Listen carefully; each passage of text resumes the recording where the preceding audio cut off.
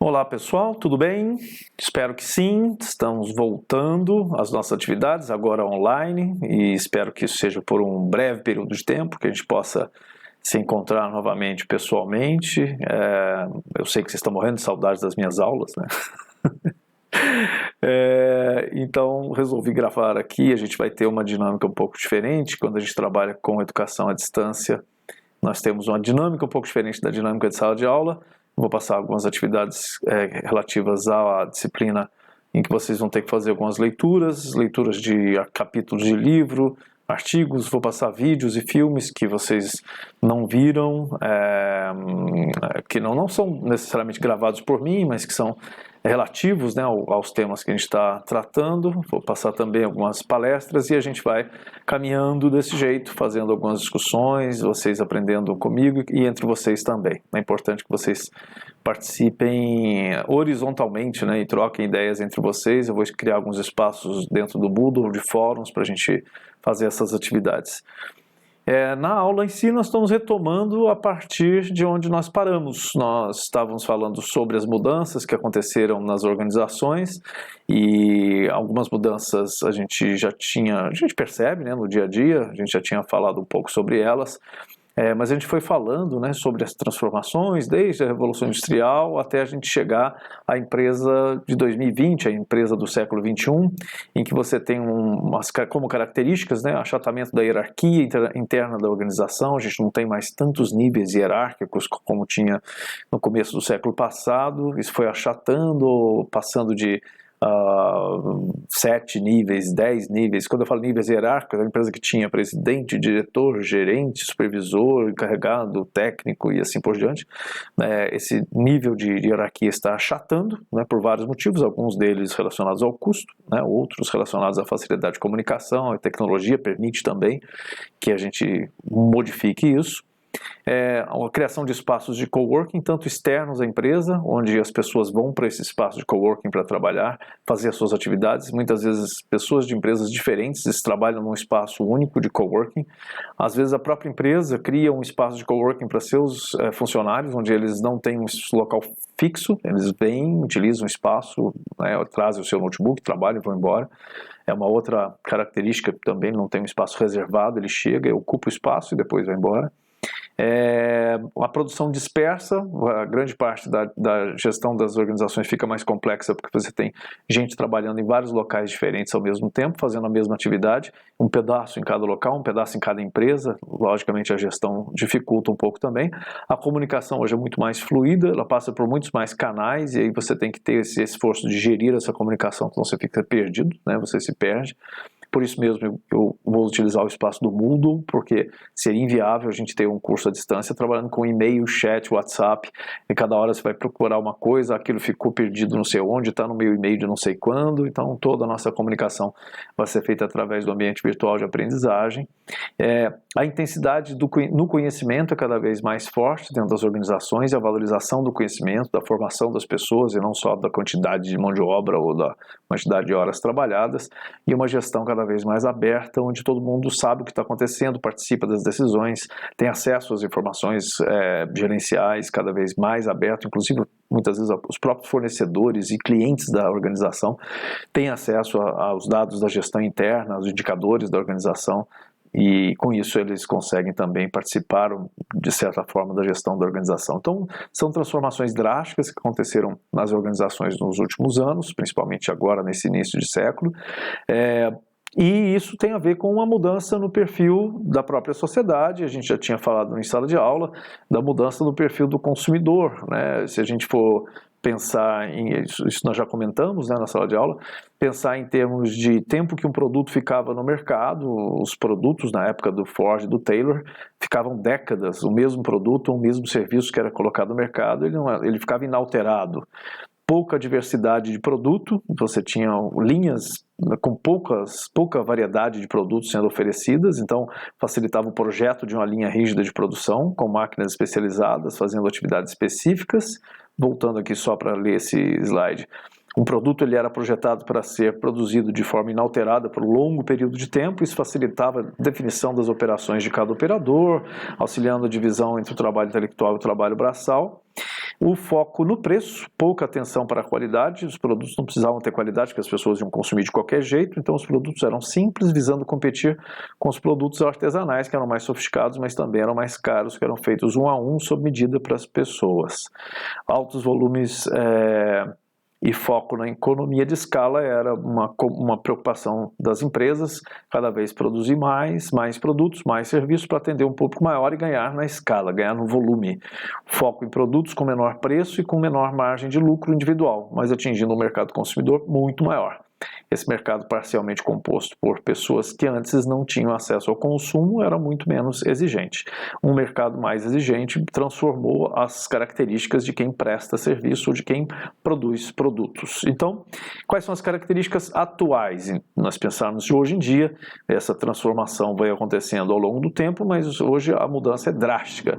Os produtos que estão no mercado são produtos com ciclo de vida mais curto e tem uma alta taxa de renovação no mix de produção, no mix de produtos que as empresas colocam no mercado. A inovação tecnológica nos produtos é um dos principais fatores competitivos. Você precisa atualizar os seus produtos e precisa ter uma variedade muito grande de produtos no seu catálogo, assim como serviços, isso por uma questão de mercado, e com isso você tem uma complexidade na produção muito maior. Na área de serviços também, uma empresa não pode viver oferecendo um serviço único, exclusivo, ela tem que oferecer várias opções de serviços, porque eles vão ser customizados de acordo com as necessidades e o desejo do consumidor, e eles mudam muito rapidamente. Os serviços, assim como os produtos, mudam, têm um ciclo de vida curto no mercado, porque as necessidades dos consumidores, dos usuários também mudam e eles se tornaram mais exigentes, não se esqueçam disso, e aí a gente precisa ter mais complexidade na gestão do que oferece para ele. Com isso, as indústrias tendem a fazer mudanças em suas linhas de produto com muito maior frequência, isso provoca a necessidade de mudanças constantes nos equipamentos e nas linhas de produção. Também a alta variedade de produtos, né? Uma empresa que vivia de oferecer apenas um produto ou um serviço, ela não consegue mais atuar daquela forma, porque a indústria atual não busca simplesmente atender ao mercado de forma genérica, mas sim cobrir todos os possíveis segmentos específicos de mercado. Com isso criou-se uma variedade muito maior de produtos orientados para esses diversos segmentos. Essa flexibilidade de oferta também se tornou um dos grandes fatores de competitividade das empresas. Quanto mais você consegue customizar o seu produto ou serviço para o cliente, mais chance você tem de ser competitivo no mercado, e as empresas que não conseguem fazer isso, normalmente elas acabam saindo do mercado. Consumidores estão cada vez mais exigentes em termos de qualidade e atendimento rápido, né? No mundo atual não basta apenas produzir barato, então o foco não é mais no custo baixo, mas é ser competitivo e fazer diferença para que o usuário tenha interesse pelo produto ou pelo serviço, e a indústria precisa produzir com qualidade com prazos menores de entrega.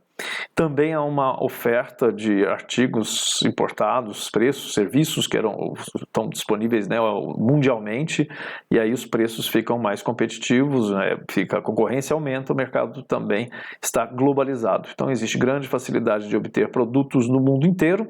Logicamente, com isso, as empresas sofrem uma competição cada vez maior, que as força a procurar maior eficiência, menor custo para os seus sistemas de produção. Isso, obviamente, se reflete nos preços, tornando-se cada vez menores os preços, e isso achata, né, os lucros das empresas que têm fins lucrativos. Bom, e aí, com todas essas características que nós falamos, o que aconteceu é que o método de produção, aquele fordista tradicional, ele foi pressionado para que houvesse mudanças, e aí várias mudanças aconteceram ao redor do mundo. A gente vai falar sobre algumas delas que aconteceram na Europa, Suécia, mas a que ficou mais conhecida foi um movimento chamado de produção enxuta, que surgiu no Japão com as ideias, né, do Taiichi Ohno, que aplicou isso na Toyota, na fábrica de automóveis Toyota, no pós-guerra. Isso vem lá dos anos 50 do século passado para cá, e a produção enxuta ela foi adotada, assim como o Fordismo foi adotado por grande parte das indústrias, praticamente todas, a produção enxuta também foi, e mais recentemente, a produção enxuta começou a ser utilizada também na prestação de serviços. Então há um movimento atual de levar a produção enxuta para a área de serviços, e eu vou colocar um artigo para vocês lerem falando sobre isso, falando sobre o uso da metodologia de produção enxuta em hospitais e em áreas de prestação de serviço. Essa vai ser uma das primeiras atividades que vocês vão fazer nessa semana. Por quê? Para entender o porquê que a produção enxuta foi importante, quais são as características dela e como é que ela se aplica à área de serviços, né, os benefícios e as vantagens que ela tem. Então, uma das principais características da produção enxuta é a existência de trabalhadores multifuncionais, completamente diferente da ideia do Taylor e do Ford, em que você tinha uma alta especialização do trabalho e alguém fazendo exclusivamente uma atividade repetitiva.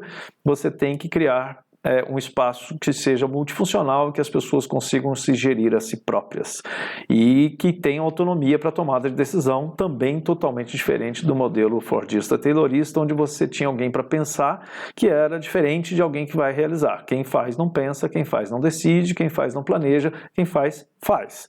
Alguém vai pensar por você, alguém vai planejar, alguém vai controlar o seu trabalho. Essa era a ideia do Fordismo, da escola clássica de administração, e isso evoluiu para a segunda metade do século XX e chegou até hoje. A gente vai ver em um artigo um exemplo disso. Bom, para finalizar a questão da produção enxuta, só voltando aqui no slide, nós temos uma maior flexibilidade de produção, né,